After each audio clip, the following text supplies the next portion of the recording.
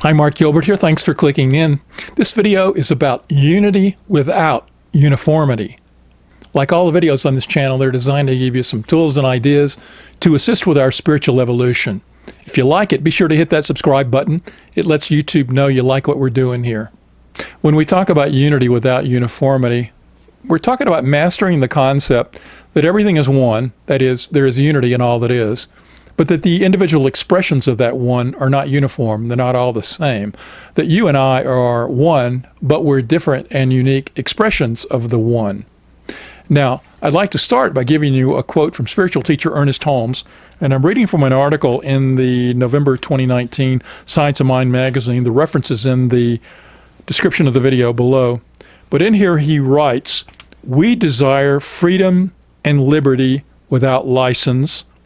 We want unity without uniformity, and the exaltation of ourselves without in any sense changing or reducing our concept of God. We want to recognize the God within us without limiting the God that is within everything." Again, we desire freedom and liberty without license. What is freedom and liberty? Freedom and liberty is the ability to act with the freedom to choose, to do and act and be as we so desire. That is freedom and liberty. But at the same time, when he says without license, what does that mean? It means to, in the exercise of our liberty and freedom, that we're not causing harm to anyone, that we are recognizing that the other, or what we see as the other, is in unity with us. You and me are one at one level. Hence, I would not want to do anything that would harm you, because in harming you, it harms me in our unity. But my uniqueness calls me to express my life fully, while you and your uniqueness calls you to express your life fully. Every once in a while, we may find that our uniquenesses bounce up against one another.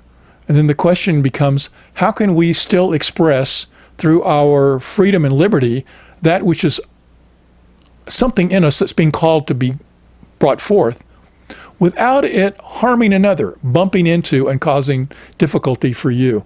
This leads me to another quote of Holmes that I've read frequently in some other videos, but he's wrote, in terms of trying to make an ethical choice on a particular circumstance, he writes, "Does this thing I wish to do express more life, more happiness, more peace to myself, and at the same time harm no one?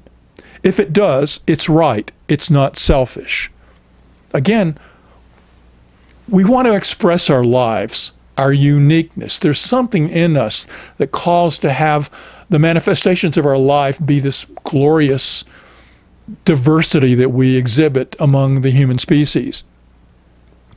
But at the same time, in our expression of our uniqueness, we've got to be mindful that in the other expressions of the one, we don't cause harm to them. We don't bump into them and cause them pain or struggle in the expression of our freedom and liberty. An interesting aspect of this concept of sensing and living in unity, but unity without uniformity, puts us living in a state of dynamic tension.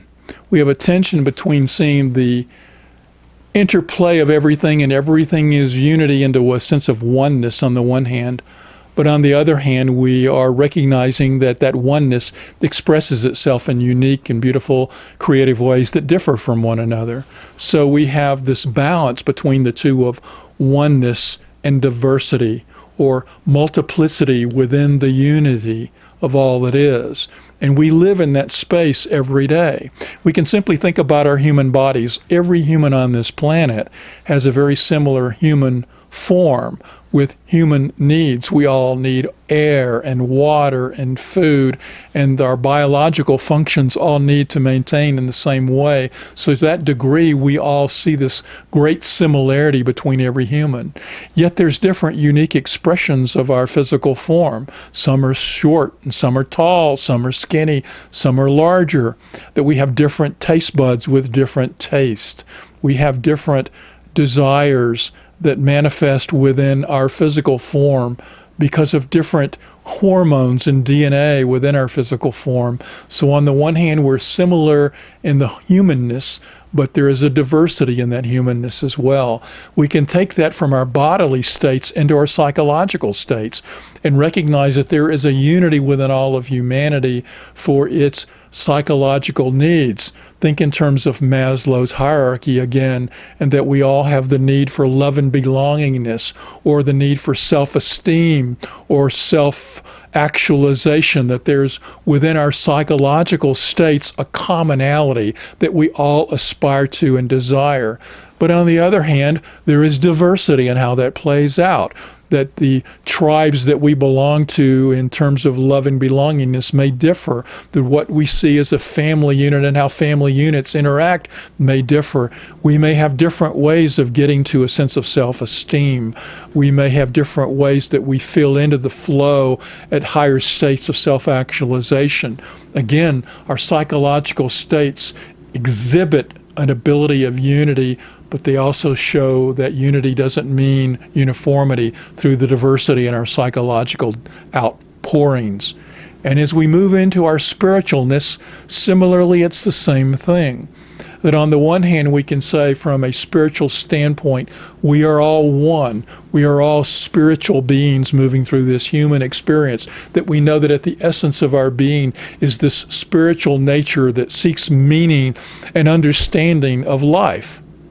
Yet on the other hand, within that diversity or that non-uniformity of our lives, there is a diversity in the way that we seek the divine, that some seek it through meanings of science and rational thought. Others may see it through religions.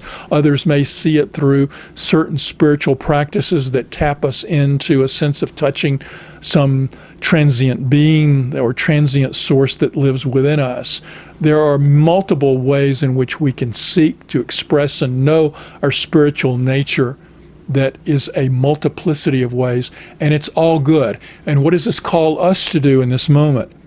Is to recognize that we, as these spiritual beings, having this human experience, walk with one foot in the spiritual world and one foot in the material world.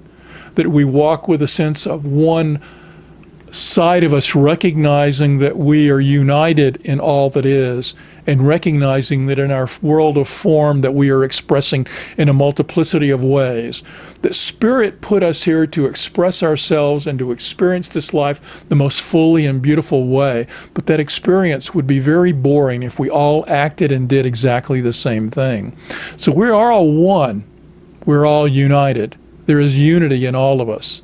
So how can we sit and walk in our lives each day anchored in the awareness of unity when we're seeing the multiplicity and the diversity of the world of form? What we need to do is to be aware that there is this tension every day within us, that we are expressing in unique and multiple ways, but that doesn't deny the fact that we are all united at the core of our essence of our being. And if we can play and walk that dynamic tension every day and see the unity and the diversity in all that is, it will create and allow our lives to be the highest expression of what they can be. So what do you think about unity without uniformity? Leave me a comment down below. If you've got ideas for future videos, drop me a topic. The email address is on the screen right now. Thanks for watching. Until next time. Hey, one more quick thing. I'd love it if you subscribe to the channel. The link is down there on the bottom left-hand corner of the screen. Also, there's a related video you might want to watch. It's right next to my face. And if you like this video, be sure to click like and leave me a comment on YouTube. Thanks.